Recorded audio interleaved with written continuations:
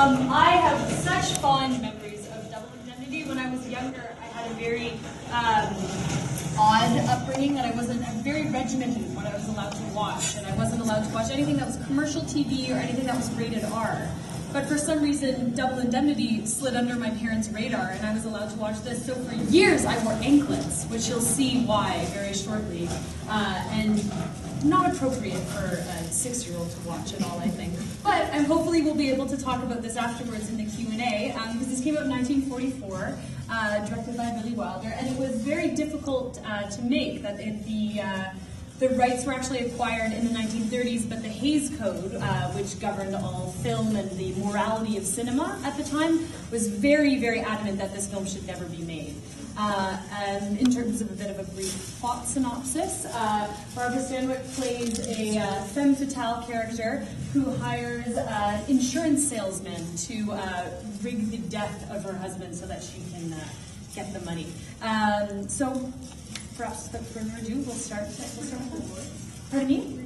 It won none. It was nominated for, I believe, 7 Oscars the year it came out, and it didn't win any. And Billy Wilder allegedly tripped, I can't remember who won that year, but the director who won Best Director, he stuck his foot out by the end of the night and tripped him as he was going up onto the stage and made a very loud comment about what do the Oscars even matter? And so it didn't win anything. It should have. It's brilliant. I'm trying to think of the last sort of neo-noir thing I saw. I mean, they definitely do make, I mean, of course, now, yeah, they're now in neo-noir. They're not just a film noir. But there's something, what was it? Oh, Unbreakable, but that's not a very good example. I'm trying to think, too. Yeah. There's Stars Liam Neeson. It's a pretty fun film, though. But that definitely has those elements. And I think more what we see now is, you know, the idea of a film being pessimistic or difficult is pretty common practice. You expect, you obviously still have these fun rom-coms and comedies and adventure films, but a mainstream film being pessimistic or hard to deal with is something that, as an audience, we're far more willing to accept and to watch and to pay for, quite frankly. And a lot of that's indebted to the film noir movement, which brought in the idea that not all film has to be manically happy and resolved easily, things like that. Many of the directors working in Hollywood at this time were, for Billy Wilder, who was born in Austria, and a lot of them came from a European background, and that's where a lot of the stylistic influences came from. And then, again, the major tenet, too, is this idea of pessimism and not being redeemable.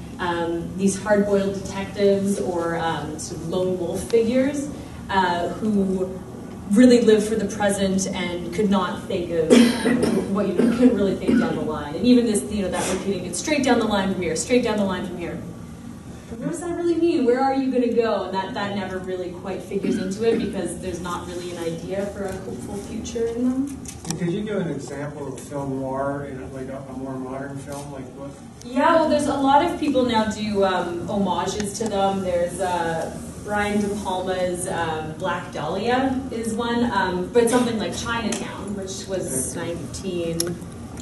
Yeah, you're right. You're right in the 70s. Yeah, and that's definitely informed by that tradition as well. So you do see neo-noirs still coming in and homages to them, but in terms of what we really think of, like Double Indemnity or Maltese Falcon, things like that, it really was that period right after the war, and it was informed by the war as well. Like I was just saying, that pessimism and the concern of men who had been fighting over in Europe now coming back and reintegrating into society, and how did we live with this and live with what happened, and that trickled down into that kind of. So do you see anything happening now?